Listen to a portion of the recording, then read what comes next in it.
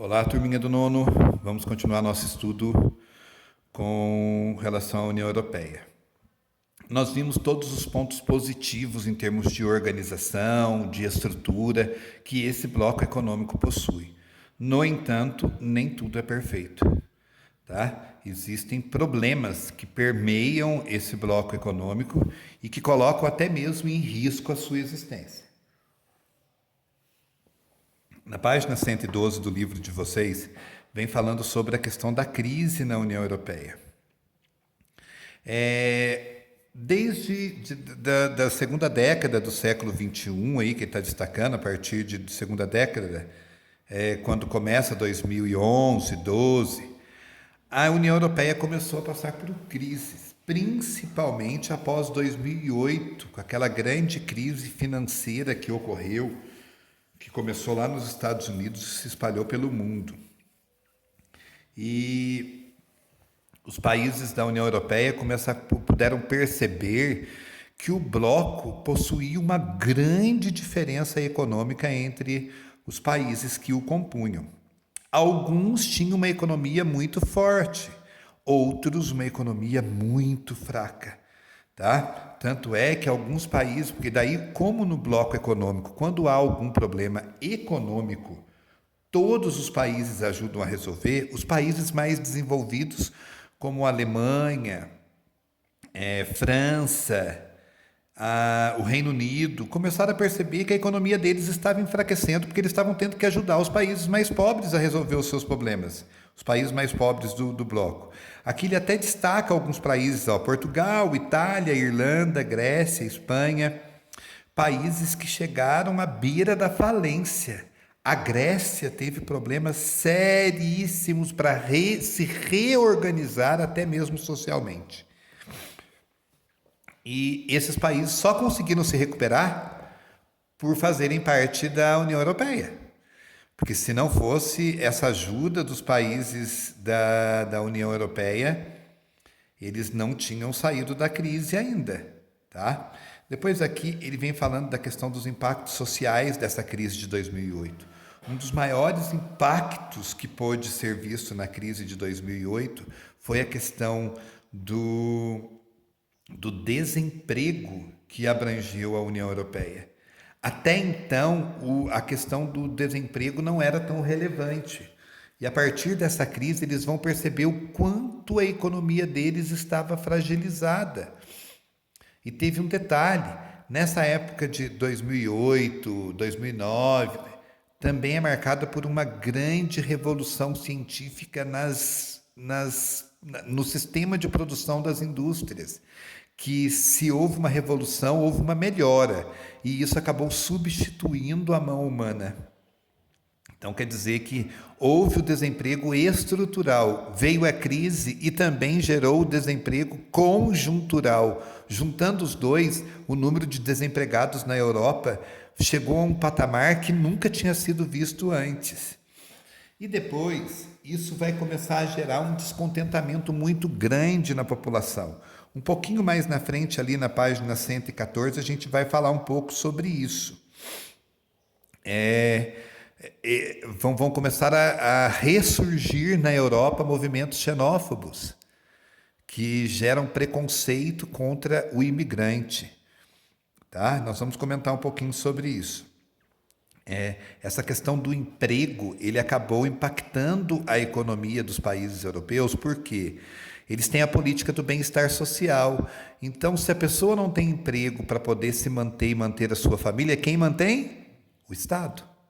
Não é igualzinho aqui no nosso país. Quem mantém? Ninguém. A caridade de algumas pessoas, porque o Estado, se depender dele, morre de fome. Depois ele veio aqui destacando um pouquinho mais a fundo a questão do desemprego na União Europeia, né?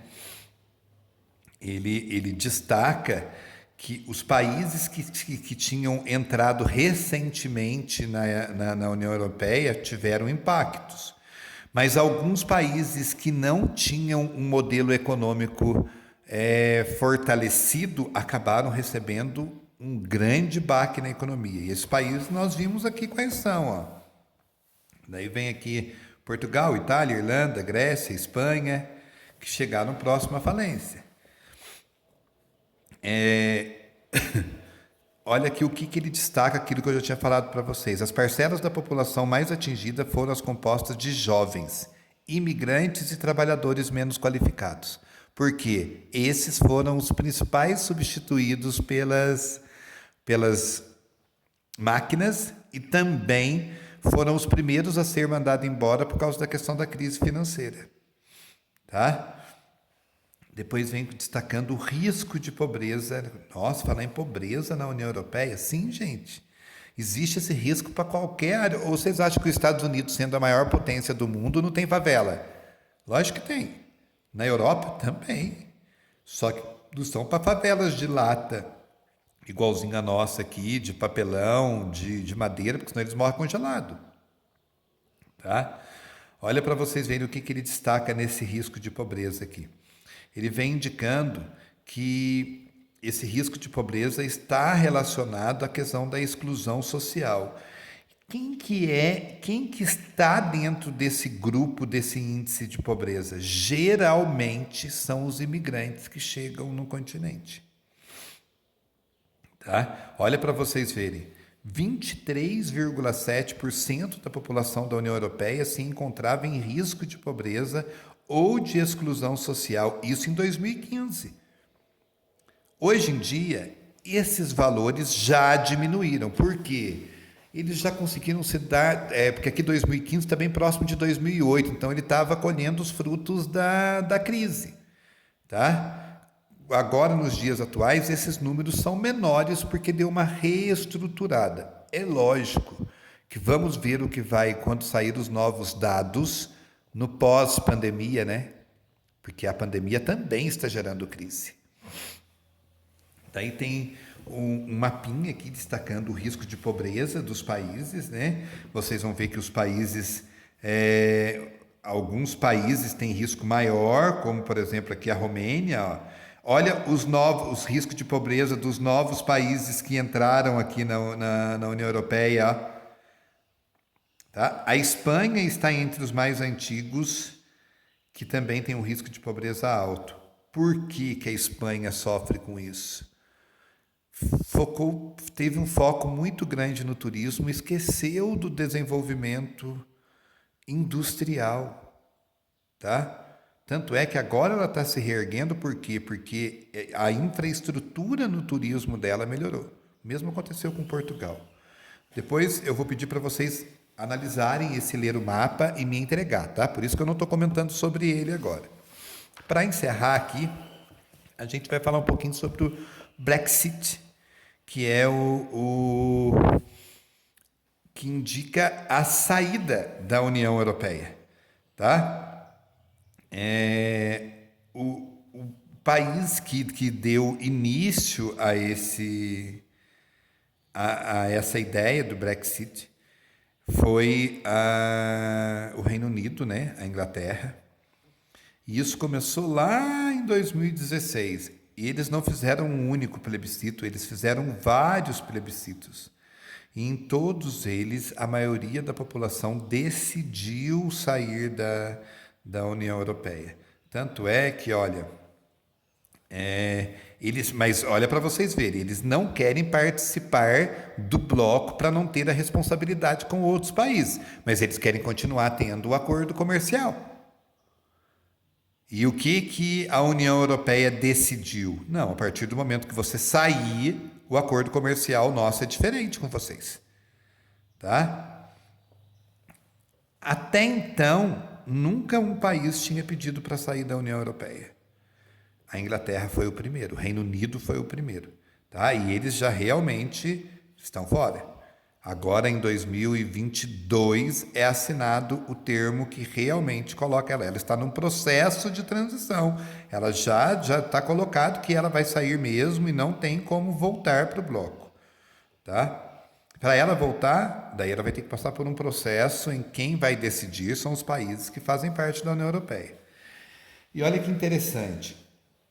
Por que está acontecendo isso? Isso acaba enfraquecendo esse bloco econômico. Tá? E a gente começa a perceber que outros países começam a ter essa ideia também de deixar a União Europeia.